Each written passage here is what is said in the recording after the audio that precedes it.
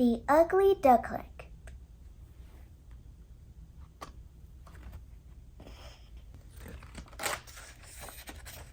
It was summer and the country was beautiful. The wheat was yellow, the oats were green, and little hills of hay stood in the grassy fields. Here the stork marched about on his long red legs, talking Egyptian. That's what his mother taught him. All around the fields there were forests, and in the forests there were deep lakes. Yes, it was beautiful in the country. A great old house stood in the sunlight, and around the house was a moat, a deep and wide cut in the land that was filled with water. From the walls of the house right down to the water, large leaves grew. Some of the leaves grew so tall a child could stand under them. It was like standing in a forest. In the middle of this forest of leaves, a duck was sitting on her nest.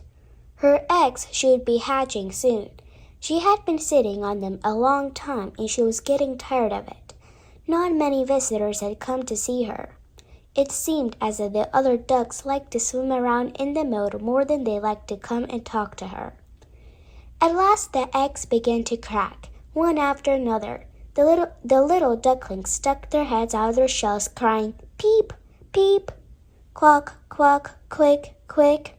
The mother duck told them, and the baby ducks came out of the shells as fast as they could. They looked around at all the great green leaves, and their mother let them look as long as they liked, for green is good for the eyes.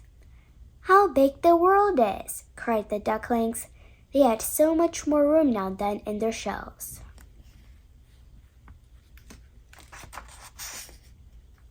"Don't think this is the whole world," said their mother. "The world goes way past the garden and into the big field beyond. I have never been there, but that's what they say." She stood up to look at her ducklings. "Now, let's see. Are you all here?" "Dear me, no. The biggest egg is still there. How much longer is this to go on?" "I must say I'm sick of it." And she sat down again on the nest. "How are we getting on?" asked an old duck who came to pay her visit. "This egg is taking such a time," said the duck from her nest. "But do look at my other children. They are the prettiest ducklings I've ever seen." "Maybe you're sitting on a turkey egg," said the old duck. "That happened to me once. What a time I had. Those chicks wouldn't go into the water. I quacked and clacked at them, but it did no good. Let me have a look at that egg. Yes, that's a turkey egg, all right. Just leave it there." "I've been sitting this long," said the duck. "I may as well sit a little longer." "Do as you please," said the old duck, and she rattled away. At last the big egg cracked open. "Peep, peep," cried the baby, and he tumbled out of the shell. The mother looked at him in surprise. He was so big and ugly. None of the others looked like that. She thought, maybe he is a turkey chick after all. We'll soon find out. He is going into the water if I have to kick him in myself.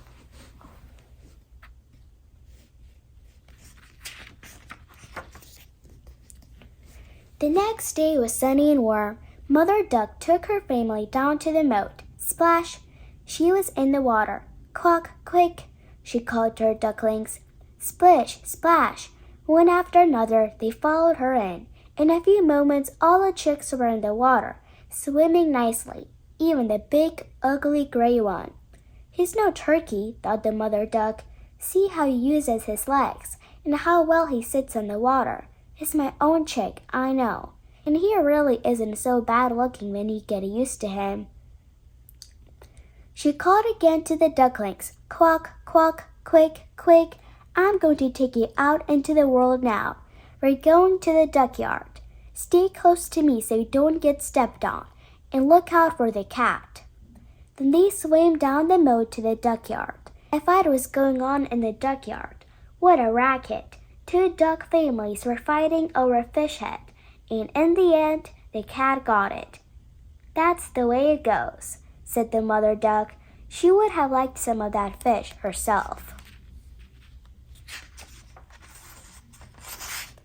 Come along now, she said to the ducklings. Keep using your legs. Do you see that old duck over there? Bow to her. She's very important.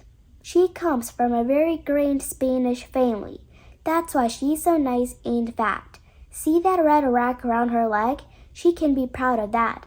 It means her owner will keep her always. Come along now. Turn your toes out nicely. Bow and say quack, and the ducklings did as they were told. All the other ducks in the duckyard looked at them. Do we have to have them here too? They said loudly. There isn't room for us. And look at the big one. Isn't he queer looking? We don't want him around. One duck flew over and bit him in the neck. Leave him alone, cried the mother. He's not doing you any harm. But he's so ugly, said the duck. Your children are very pretty, said the grand old duck. All but the big one. Does he have to look like that? I'm afraid so, said Mother Duck, but he's a good child and a good swimmer too. I think he was in the egg too long. Anyway, he's a drake, and you don't worry so much about the looks of his son. Well, your other ducklings please me very much, said the old duck. Make yourselves at home, and if you find a fish head, you may bring it to me. So they began at once to feel at home. All but the poor ugly duckling. He was bitten and pushed and made fun of by the ducks and the hens. As for the turkey cock, well, he had been born with spurs, so he thought of himself as a great prince. Now he puffed himself up and came at the duckling such a gobble, gobble, gobble, that the poor thing did not know which way to run. That was the first day. Every day after that was worse. The duckling was chased around the yard by everyone. His own brothers and sisters told him, We hope the cat gets you, you ugly old thing. Even his mother said she wished he were far away. The ducks bit him, the hens pecked him, and the kitchen girl who brought them their food kicked him out of the way. It was too much. One day the duckling ran to the fence, half running, half flying. He got himself over it. He frightened some little birds on the other side and they flew away. It's because I'm so ugly, the duckling thought, and he closed his eyes. But he ran on and he came at last to a swamp where the wild ducks lived. He stayed there all night, tired and frightened. In the morning, the wild ducks flew up to have a look at the newcomer. Whatever kind of duck are you? They asked. The little duckling bowed politely to all of them. How ugly you are, they said. Just don't try to marry into our family. Marry! The poor duckling wasn't thinking about that. He just hoped they would let him lie there in the swamp and drink a little water.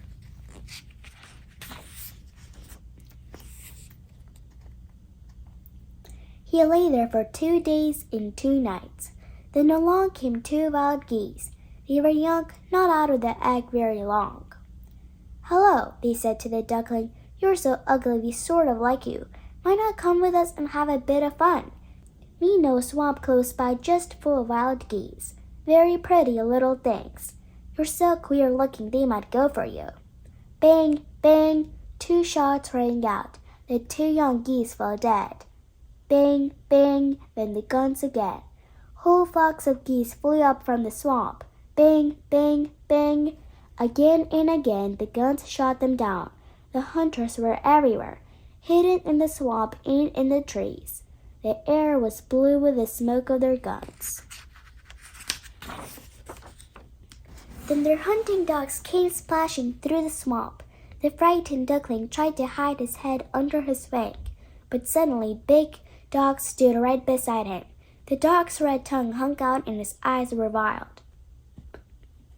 He opened his great mouth and showed his sharp white teeth. And then, splash, the dog went off without touching the duckling. How thankful the poor duckling was. I'm so ugly, he thought, that even the dog can't sting me. He lay there very still as the shooting went on and on. Late in the day it stopped. The duckling waited a long time before he dared to move. Then he ran from the swamp as fast as he could go. He ran on, and that night he came to a broken-down little house. It was so old that it seemed about to fall over, but it did not know which way to fall, so it was still standing. The door was hanging loose, and the duckling saw a crack that he could slip through, and that is what he did.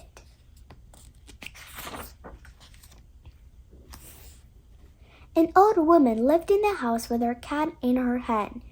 She called the cat Sonny. He could make his back go up, he could purr, and he could give off sparks if he rubbed his fur the wrong way. The hen had short legs, and so she was called Dumpy. She was a good egg layer, and the old woman loved her.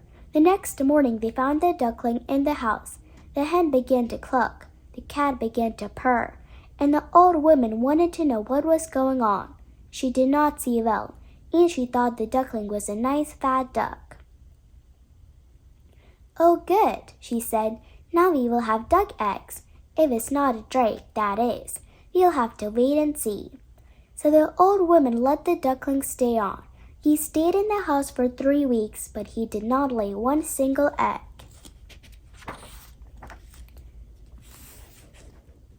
The cat and the hen were very bossy.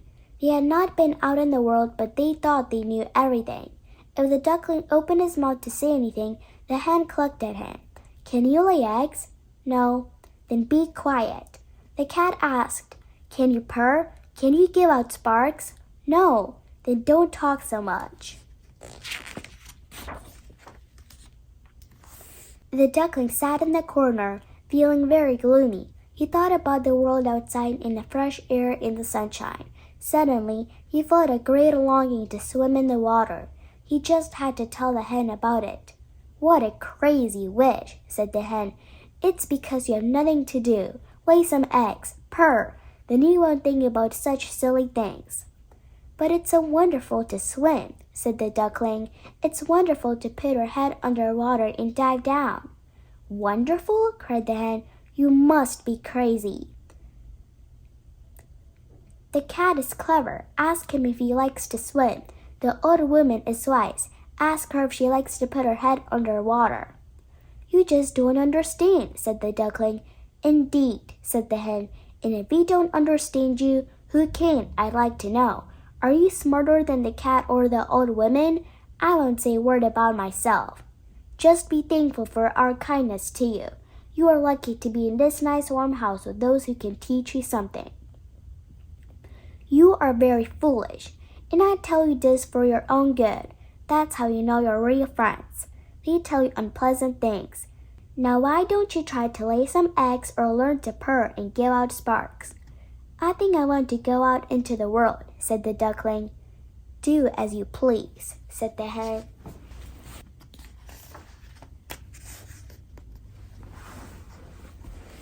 So the duckling went on his way. It was so wonderful to swim. It was so wonderful to put his head under water and dive down. But no matter where he went, everyone called him ugly and turned away from him. Now the summer was over. The leaves in the woods turned yellow and brown. The wind took hold of them and danced them about. The sky looked gray, and the clouds were heavy with snow.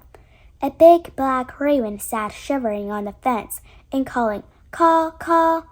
The cold got right into one's bones. The poor duckling had a bad time.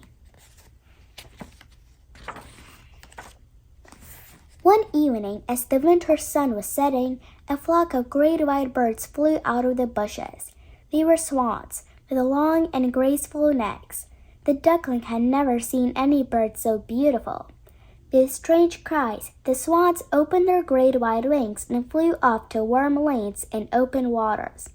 And as they rose high, high in the air, a queer feeling came over the duckling.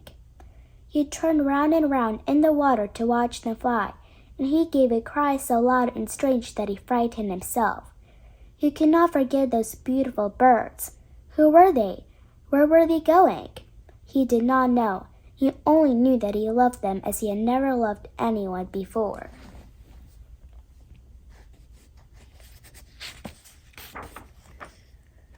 The winter grew colder and colder. The poor duckling had to swim around all day and all night to keep the water from freezing.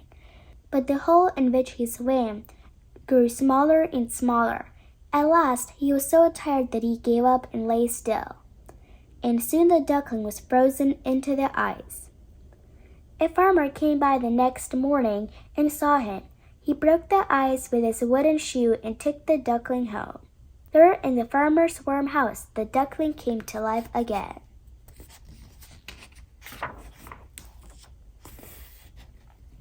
The children wanted to play with him, but they frightened the duckling. He ran away from them and landed in the milk pail. The milk splashed all over the room. The farmer's wife threw up her hands and screamed. More frightened than ever, the duckling flew first into the butter tub and then into the flour barrel. What a sight he was! The farmer's wife screamed again and ran after the duckling with a poker. Laughing and shouting, the children ran after him too. Thank goodness the door had been left open. The poor frightened duckling ran out of the house and into the bushes, and lay there in the newly fallen snow.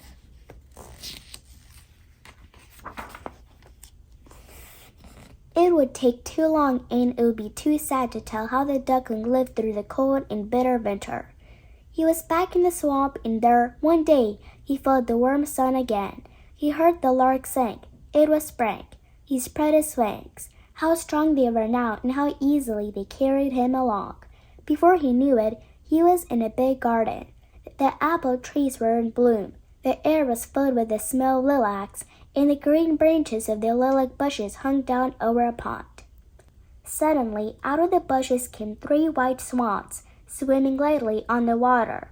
The duckling knew them at once. They were the beautiful birds he had seen in the sky. A feeling of sadness came over him. I must go to them, he thought. They will kill me because I am so ugly and I dare to go near them. But I don't care.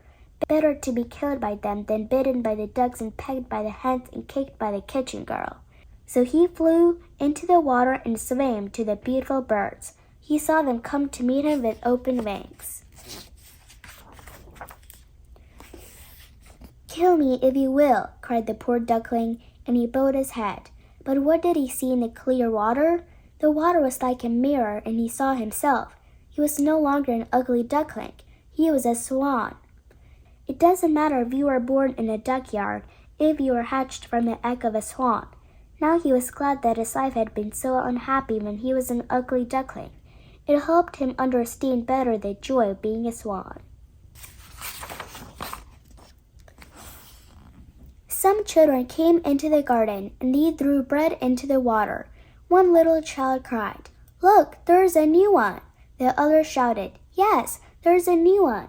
They clapped their hands and danced up and down and ran to get their mother and father. They threw more bread to the swans, and they all said, "The new one is the most beautiful one of all." He was shy and hid his head under his wing. He did not know what to make of all this. He thought of how he had been laughed at by everyone. And now they said he was the most beautiful of all beautiful birds. He was so very happy, but not at all proud. A good heart does not become proud. The bright sun warmed him. The lilacs bent down into the water as he went by. He lifted his long, graceful neck. His heart was filled with joy. When I was an ugly duckling, he thought, I never dreamed I could be so happy.